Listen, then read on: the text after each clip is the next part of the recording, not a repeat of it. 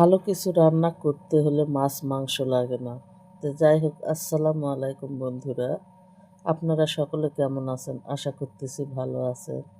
ভালো কিছু বলতে যে মাছ মাংস এটাও না। খালি যে মাছ মাংস ভালো করে রান্না করে খাওয়া যায় তাও না। আপনার হাতের কাছে যেটা আছে আপনি যদি সেটাই মন প্রাণ দিয়ে ভালোবাসা দিয়ে রান্না করেন, ওটাও অনেক ভালো রান্না হয়। তো যাই হোক, এই যে আমার ছেলে কালকে বাজার থেকে করলা আনছিল, কাঁচা ঝাল আর শুকটি এগুলো আনছে। তো ভাবলাম এই তরকারিটাও আজকে অনেক ভালো করে রান্না করব। আমার মাকে তো দেখছিলাম সব সময় যে কোনো তরকারি রান্না করছিল সেই একটা স্বাদ হয়। আর আমার মা কিন্তু রান্না বান্না একটু বেশি এক্সপার্ট। আমার ভাইয়েরা সব আবাদি করে আর বাড়ির সব তৈরি তরকারি আর মা সেই সুন্দর সুন্দর করে তরকারি রান্না করে।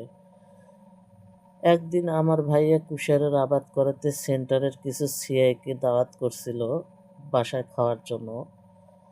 তা আমার মার রান্না খায়ে লোকগুলো এত প্রশংসা করছিল যে একটা গ্রামের মানুষ এত সুন্দর রান্না করতে পারে কিভাবে।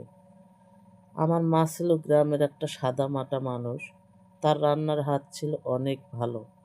যে কেউ আমার মায়ের হাতের রান্না খেলে অনেক প্রশংসা করে। তা আমি তো সেই মার মেয়ে, তাই না?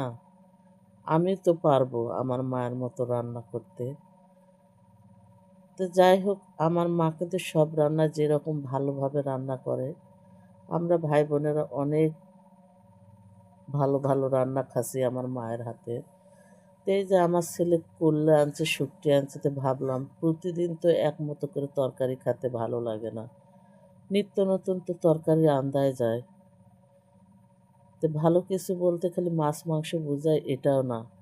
তো এই যে ছোট ছোট এগুলো কি মাছের, এগুলো আমরা তো ডারকা মাছ বলি, সেই শুকটিগুলো আনছে। তা আমি আজকে এই শুকটিগুলো ভাজে রান্না করব না, একটু যেহেতু গায়ে গায়ে কষা রান্না করব, ওই জন্যে ভাবলাম শুকটি মাছগুলো আগে ভালো করে পিষে নেই। আদা রসুন মশলা সব একসাথে পিষে নিলাম, নিয়ে তারপরে এখানে কড়াই বসিয়ে দিয়ে কিছুক্ষণ তেল পেঁয়াজগুলো লাল লাল করে ভাজে নেব। তেল পেঁয়াজগুলো ভাজা হয়ে গেলে ওটা একে একে সব ধরনের মশলা দিয়ে আগে ভালো করে কষে নেব। নিয়ে তারপরে এই মনে করেন যে করলেগুলো ঢালে দেবো, আলু কয়েকটা আর করলে কয়েকটা। আর এই তরকারিটি এইভাবে কষে কষে রান্না করছি যে তরকারিটা খেতে এত মজা হয়েছে না।